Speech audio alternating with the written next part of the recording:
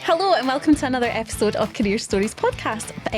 I am Carrie and I'm a careers advisor in the Scottish Borders. I'm joined by... My name's Jamie. I'm a trainee careers advisor in West Lothian. And today we're joined by Sonja, who's currently a senior associate software engineer at JP Morgan. Thank you so much for joining us. Thank you for having me. So you were a former graduate apprentice and you featured across marketing campaigns for Skills Development Scotland, promoting apprenticeships to young people. You're also been a part of the Scottish Apprenticeship Advisory Board, a mouthful to get out. So, you're also an award winner, most recently being recognised as an outstanding young leader by SAME, the Scottish Association of Minority Ethnic Educators. I'm having all the tongue twisters today. So it's lovely, so lovely to have you. And what we've been kind of doing with people recently is we've been speaking to them about first jobs, because obviously we're speaking to you today in your current role and finding out about that and letting our listeners find out about it, because it's a really good opportunity for people to get a peek into like, what do these jobs actually look like? Because when you see a job title, what does that mean? But like, it can be quite nice to think that you maybe didn't start in that exact place. So what was your first job? And do you remember what you spent your first wage on? So my first job was actually at the same company I'm currently working at. So I left school at the end of fifth year after I got my Scottish Hires, and I joined the Technology Graduate Apprentice programme. So that was like my first proper job. And I think I spent my first wage on maybe a pair of shoes. Yes. Good choice. And I think that's so good as well, because like for a lot of people, they think like that their first job is like, you know, lots of people think if they don't get like a part-time job alongside school that it's going to be really difficult, and it can be a little bit more difficult. But if you've got the, you know, the qualifications, if you've got the passion, if you're able to put yourself across well, then an apprenticeship can be your first job. So that's really exciting. Amazing. Where was it that you grew up, and how did your childhood, etc., how did that influence your kind of early thoughts on a job or a career? So I grew up in Glasgow. I think from an early age I really liked working with computers, just messing about, playing with the computer. Tell my parents, oh, I'm using it to do homework, but actually be on YouTube watching videos. But I knew quite early on, I had an uncle that was a software engineer, and I remember chatting to him, being like, I want to be a software engineer. And he was like, yeah, when you grow up. I think from quite an early age, I knew I wanted to do some computer related. I hadn't quite decided, it would be software engineer, it would be hardware, whatever it would be. So I knew I kind of always wanted some sort of career, but I wasn't quite sure how that would go. My plan was get into a good uni, leave, get a job. And I was in fifth year when I went along to a JP Morgan event, a Generation Tech, and basically what we did together was we worked together in teams to come up and use technology to solve a social good challenge. And I love that aspect of working together, problem solving, working in teams, people with different ideas, experiences. And I spoke to the volunteers on the day and they let me know about their apprentice programme. So that's how that started. So 2017 it was that I attended Generation Tech. In 2018 I joined them on the apprentice programme the year so after. Exciting. So What was it? What did you find out about an apprenticeship there? What kind of information did you get? So basic things like, you know, what qualification you'd be getting. So for me, it was a Bachelor of Honours in IT software development. Even things like they told you about salary, your day-to-day. Obviously, this wasn't fixed. It could vary depending on what team you're in. The kind of technologies you could get to work with, all the skills that you'd pick up, things like that. But I think a lot of that stuff's like quite easy to hear and you think, yep, I hear that all the time. But see, when you actually like start an apprenticeship and you live that, you're like, oh wow, they were not lying. So that's quite a lot as well, because I think it's like, in terms of apprenticeships, people have a fixed idea of what an apprenticeship looks like, and people don't imagine you getting a degree with an apprenticeship. So like when I was at school, a graduate apprenticeship was not a thing. So when you found, like, what made you go, I would much rather do the graduate apprenticeship and get my degree that way than go to uni? Because obviously you had the grades to be able to go and do that course. So what made you think an apprenticeship's more a bit of you than uni? So I actually had offers from both uni and my company for the apprenticeship, and I was in two minds. I was like, up until I went for my interview, and then I think it was the whole aspect of being able to of being able to earn a full salary while working towards qualification, that lived experience on the job. So when I did graduate, I would be slightly more experienced than a traditional university graduate at that level. Definitely. And then I suppose there's the added benefit of no student debt, things like that. You've got your pay, you're getting money in rather than money out every month. And then obviously being able to, like, obviously it might be different then with your friends. Did you have any friends who went into like graduate apprenticeships, or were they more kind of going towards uni, college, jobs? See, at the time that I had left in fifth year, there was a bit of a stigma around apprenticeships where it's, oh, did Sonja not get the grades she needed? Oh, there you go. Is that really a good idea? Like, I remember one of my teachers telling me that, Sonja, you're really smart, you should maybe think of taking a couple sciences, stay on for sixth year, you know, do your advanced hires and stuff. But I decided I really wanted the experience over that. And there's been a bit of stigma around it. And I think a lot of the work that I then go on to do during my apprenticeship years, even afterwards, kind of tries to address that perception of apprenticeships being less viable of a route than traditional university. Because actually in practice, like, you'll know yourself, you've got the exact same qualification as somebody who's went and done that as a degree full-time as a university student, but you've been in the workplace learning from experienced people, getting paid, yay, all the extra sort of stuff. So you know that that's been an amazing route for you. And like you say, it is that sort of, that's what we're doing when we're looking at things like Scottish Apprenticeship Week. We're wanting to address this idea of what is an apprenticeship and what is it useful for. And because I think there is certain people who might still have that thing that it only does these three specific jobs or this trade or this thing, but they're not thinking about the graduate apprenticeships and what they can be. And no matter what apprenticeship you go into, as long as it's about you, because you were saying you liked being on computers, you spoke to your uncle who was in software engineering, so you know, you've spoken to your networks, you've spoken to people around you, and you've learned about what it is that you want to do, and you've pursued it and you found the route that suits you. So yeah, it might not have been what every single person might have wanted to do, and it might not have fitted them, and it might not have suited them, but it suited you, so it's doing all the right things for you. And that's what we're always saying to people. Yeah, absolutely. You're quite a talented learner, I would say, in terms of like how many different avenues in which you can absorb information, because clearly quite academic as well and performing really well in school. But could you, because typically speaking, an apprenticeship, it complements really well a practical and kind of physical learning style. Is that something that you ever recognised at early doors? Was that something that you considered when choosing the apprenticeship route? I think I like the hands-on aspect of apprenticeship as opposed to only academic. I think that bit of both, they complemented each other really well and kind of supported my learning. I liked always doing more practical things than just reading books and studying for exams and, you know, remembering things off the top of my head. So yeah. Does that practical experience that you picked up then, do you feel that you can notice a difference in that in your work today?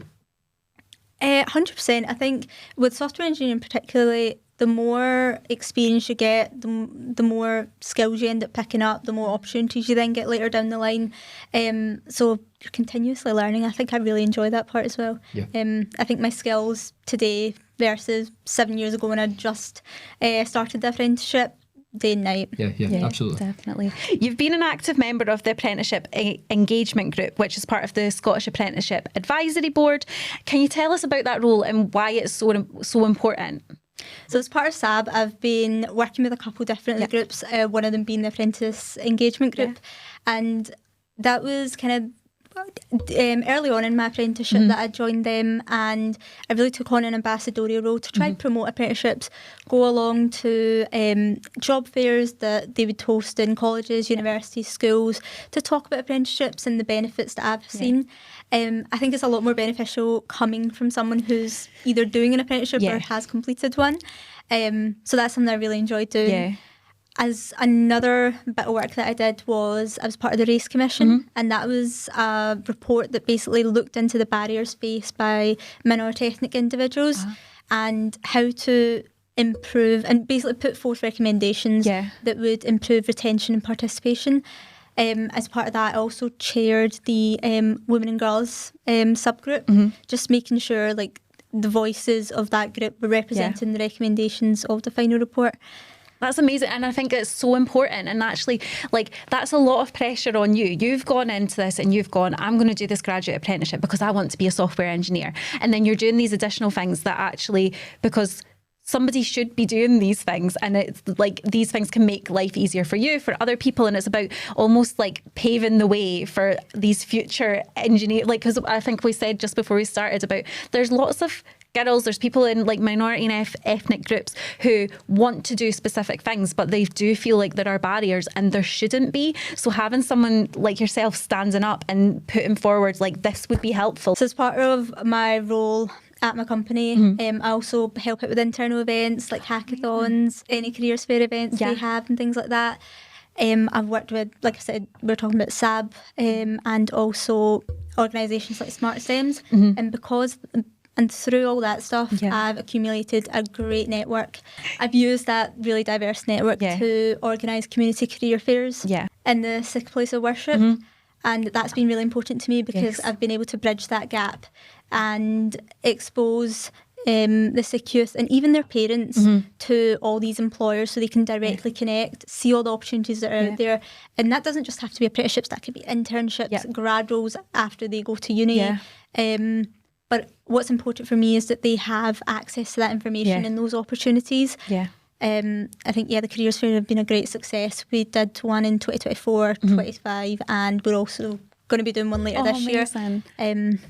I think that's so, and like that's where you're taking, you know, a lot of us, like a big part of who we are is our work. A big part of our, like, we've got our personal life, we've got our work life, and being able to bridge that gap and be able to use both of those things in a positive light, like that's amazing. Like that's the dream, isn't it? To be able to not only have what you want, but also to support other people to, like you say, look at these opportunities, and maybe they won't take the same opportunities as yourself, but they're aware that it's an option. And I think that's amazing. That's so fantastic. And that's amazing what you're doing. Like, must be a very proud moment when you're doing these events.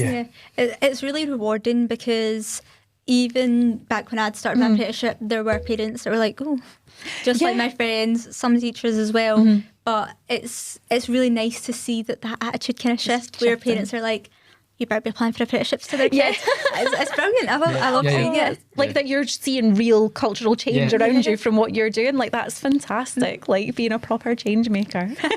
So I appreciate we're kind of touching on this anyway, right? And we kind of have done, but we spoke about like opportunities that you've had and the benefits that you've seen for yourself and in the wider, and financial benefit and the practical benefit and things like that. But what is it that you feel, or how do you think, how could you say, what do you feel that makes the apprenticeship family and apprenticeships in general so great? On the apprenticeship for an apprentice, I'd say things that not everyone talks about is you build a huge network. All these transferable skills. If a software engineering apprentice decides to work in cybersecurity or go into games design or something, they're able to pivot because they'll have the connections from their company and also transferable skills that we mentioned. To employers as well, it's beneficial for them to train on apprentices because once they complete their programme, they are very experienced. And they're also trusted. Well. But they're also like they're trusted. Like they've built you up to be how they want you to be. So like, you know, they're not taking someone who's got, this is my university and this is the way that they've taught me. And of course you are still learning the way the university teaches you, because that part is external to your workplace. But they're also, you know, they've got you. You know the way they like things done, and you can do it that way, and you know the way that they do deadlines, you know that the way, you know who to talk to. Even just that thing of being able to come in and go, I really need to do this, who is it that I speak to? You straight away know who to go and ask, and that makes such a difference, that sort of embedded experience. And like you say, the networks that you make of knowing who to talk to, and building that either from your apprenticeship network, the people that you're meeting on your university part, but also the people who are obviously in your workplace. Like, it makes such a huge difference. You spoke about obviously like your religion as being a big part of that, and how do you, like, you've got you've kind of intermeshed, is that a word? Like you intertwined that with raising these opportunities for people around you. Like how important is that for you? I think it's really important, given that I'm from a minority ethnic background myself. I'm a woman. I do want to see everyone from my background try to get as many access to opportunities as possible. All the work I kind of do tries to come back to that as much as possible. And that comes back to being so authentic to yourself. Like, it's got, you can speak about all these things authentically as you and from your lived experience, and it just means that if people are asking for support with that, they know that you're like a trustworthy, safe person to ask, because you're not going to be answering hypothetically, you're answering from your experience. So that's amazing. Has there been any, like, obviously you're in that sort of apprenticeship role, like we all make silly mistakes, and we all, like, I have so many ridiculous things that I've done when I was a trainee careers advisor. I'm sure Jamie's done the same, walking into classes and doing the silliest things. Exactly. Absolutely. So, like, has there been any, like, sort of funny moments from, like, your time as an apprentice and kind of coming into it that you can think of? I think I was quite lucky in the sense that I didn't make any really dumb mistakes that got me in trouble. Oh, you're better than I am. I think one of the funniest things that has happened, and this probably used to happen a fair amount, at least in my first year, where I'd be like, oh, I've been stuck in this for ages, I really need help. And then some senior developer comes over and fixes it in about instantly 30 seconds. And I was like, I promised it was broken, by the way. Like, yes. And now now you've got that experience that somebody will be sitting going, this is broken, it doesn't work, and you'll go, just do this, it's this, and you can have that feeling of, like, walking away, like, going, oh, I knew what to do. So that's quite a nice sort of full circle moment of kind of coming through that sort of thing, that you started being the person that needed the support, and now you can be the person that gives the support to the apprentices. That must feel quite nice. Yeah, definitely. So being a software engineer, for people that aren't software engineers or in that kind of field, what is it that you actually do in the day-to-day? What does your work look like? So as a software engineer, everyone thinks that I sit with my headphones in and code 9 to 5. Definitely not true.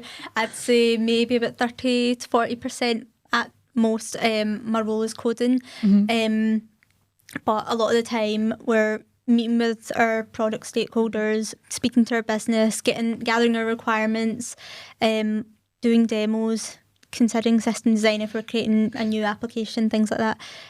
So there's a lot of kind of thought and work and meetings that go into that. Lots of communication. Yes. A lot of that. A lot of communication, teamwork.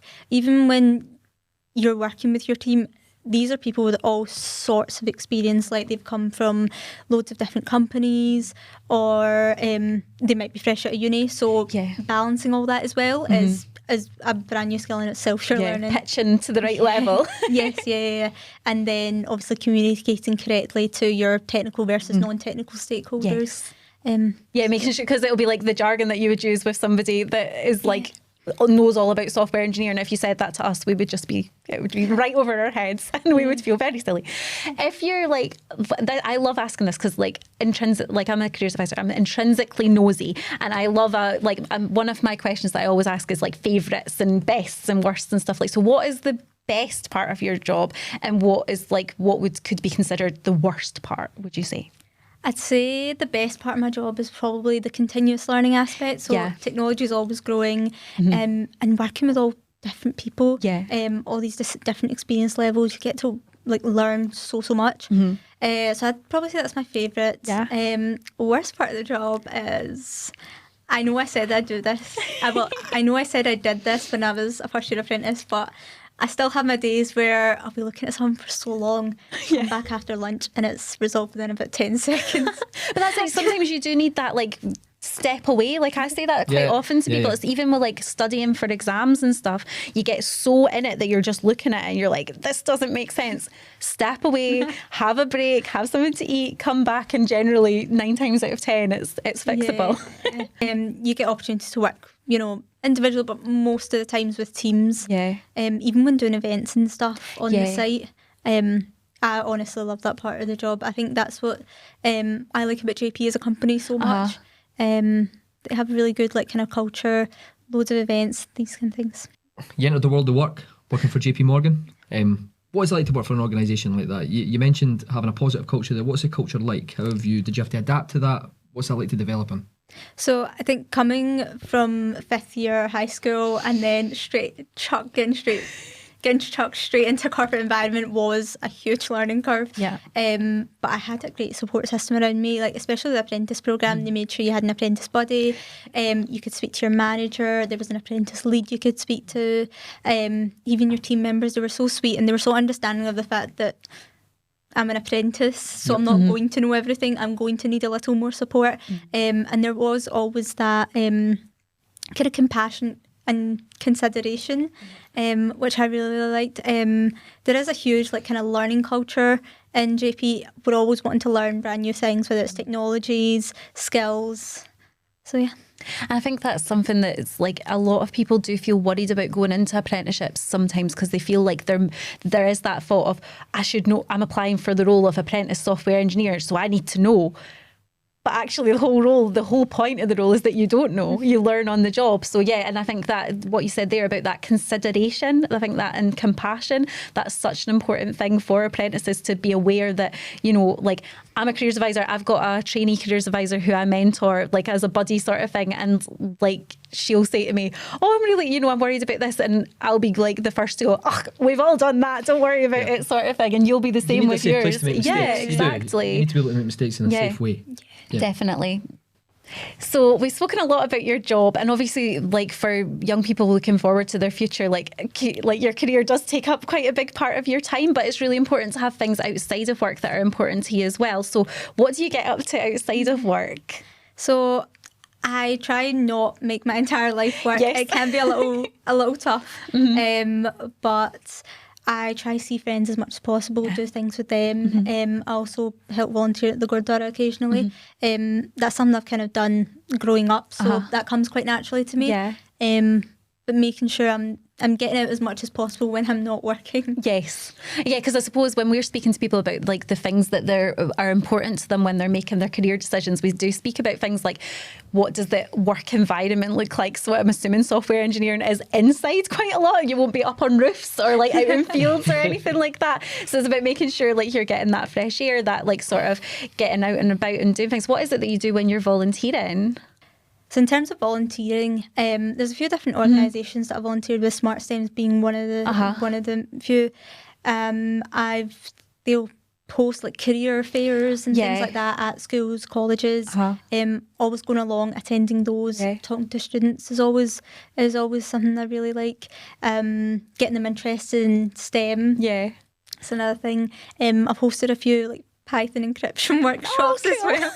When we speak about like people's careers and things like that, we're speaking about you want your job to be something that you enjoy. So as much as we're saying, oh yeah, when you're away from work you need to relax and stuff, but actually sometimes the things that you enjoy doing at work are things that you might enjoy being a part of outside of work as well. And I think it's like for all the young people that I speak to who are like absolutely love gaming and like being on their phone and apps and things like that, I think it's such like that can still, even if you do end up in a career that is to do with that, like that can still be a hobby as well out with work as well. So yeah, amazing. We spoke quite a lot about the opportunities that you've got under your belt, right? This might be tricky to think about, but where do you think these opportunities are going to take you? What is it going to be in 10 years? Is there a goal? Have you got a plan? I don't have a plan per se, but I do hope that obviously as a software engineer I'll continue to grow technically, get better opportunities, more opportunities, things like that. But more on the other kind of outreach and advocacy work I do. Yeah. I know there's loads of progress being made, you know, with the Gurdwara careers fairs, with like the race commission pieces of work, things like that. But I still think there is always more progress to be made. So I hope year on year I get the opportunity to be part of more and more things that continues to kind of make that difference. So then you'll have that sort of professional job satisfaction, but also that personal satisfaction of knowing that you're making that difference. And I think that's something that will always bring positivity to not only your life, but to the people that you're supporting. That's amazing. And so I think for a lot of people, that sort of community action is a really important thing. They want to make a difference in their community and in Scotland and in the UK and the world. So like to actually have that as a part of your role, like that must be lovely. Well, thank you. Honestly, thank you so much. It's been so lovely speaking with you as someone who like software engineer, and I'm like, I wish I was that clever. But like, it's so fantastic to hear about it. And we have so many people who are very technically minded that we speak to who are really interested in that line of work. So I think this will be so interesting for them to listen to. And then they can look for opportunities at JP Morgan. They can look for opportunities elsewhere as well. They can look on apprenticeships.scot to look into information about the current apprenticeships that are up for application. But again, you've got information there about graduate apprenticeships, modern apprenticeships, foundation apprenticeships that you can do while you're at school. And I think there's just there's so much that can hopefully spark a little light bulb moment for people here. But honestly, thank you so much. Really appreciate it. Yeah, it's been brilliant. Thank you very much. Thank you.